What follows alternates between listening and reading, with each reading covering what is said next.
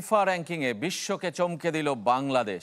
সবচেয়ে বেশি 24 ধাপ এগিয়ে এখন 104 নম্বরে। এশিয়ার দেশগুলোর মধ্যে 19 আর দক্ষিণ এশিয়ার মধ্যে 3 নম্বরে অবস্থান। যদিও এশিয়ান কাপের প্রস্তুতি নিয়ে এখনও সুখবর দিতে পারেনি ফেডারেশন।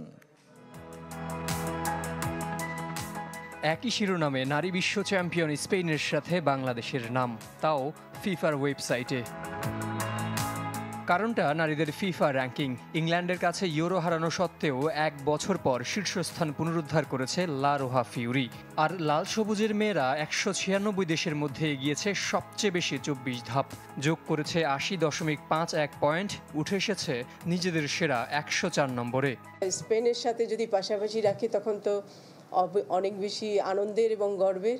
ইনশাআল্লাহ আগামী দিনগুলোতে আমরা এই ধারাবাহিক সাফল্য বজায় রাখার চেষ্টা করব। যদিও এশিয়ান কাপের প্রস্তুতি নিয়ে এখনও সুখবর দিতে পারেনি ফেডারেশন।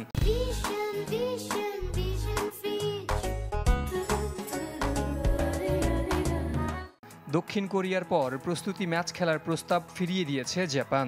বিকল্প হিসেবে ভাবনায় আসিয়ান অঞ্চলের কোনো দেশ। সাউথ কোরিয়ার মতো জাপানও আমাদের সাথে প্র্যাকটিস ম্যাচ খেলতে পারছে না, কারণ ওই সময় তারা জাপানে থাকবে না, তারা চলে যাবে ইউরোপে তাদের প্র্যাকটিস ম্যাচ খেলার জন্য। এখন আমি আরও কিছু দেশ দেখব, যেমন ধরেন ভিয়েতনাম, ফিলিপিন, এই টাইপের, তারপরে থাইল্যান্ড। এই দেশগুলোর টিম অনেক স্ট্রং, আমাদের থেকে স্ট্রং। নারী দলের কোচিং স্টাফে বিদেশি বাড়ানোর ঘোষণা দিলেও তাদের বাছাইয়ে তাড়াহুড়ো করতে চান না মাহফুজা আক্তার কিরণ। আর আগামী মাসে হতে পারে জাতীয় দলের জন্য সুইডিশ প্রবাসী ফুটবলার আনিকার ট্রায়াল। লাওস থেকে ফিরে মেয়েরা ঢাকায় ফিরে আসবে, পিটার চলে যাবে ইউকেতে, পিটার ফিরবে এন্ড অফ দ্য অগাস্ট। আমি যখনই ট্রায়াল করব, যা করবো, আমার পিটারকে দরকার হবে, সো দ্যাট আমি পিটারের সাথে কথা বলেই ডেট ঠিক করব। হয়তো এটা ফার্স্ট উইক অফ সেপ্টেম্বর হতে পারে। বাটলারের অধীনে জয় দিয়ে এশিয়ান কাপ বাছাই শুরু করেছে অনূর্ধ্ব 20 দল। তবে লাউজের বিপক্ষে গোল কম হওয়ায় আক্ষেপ ঝরেছে কিরণের কণ্ঠে।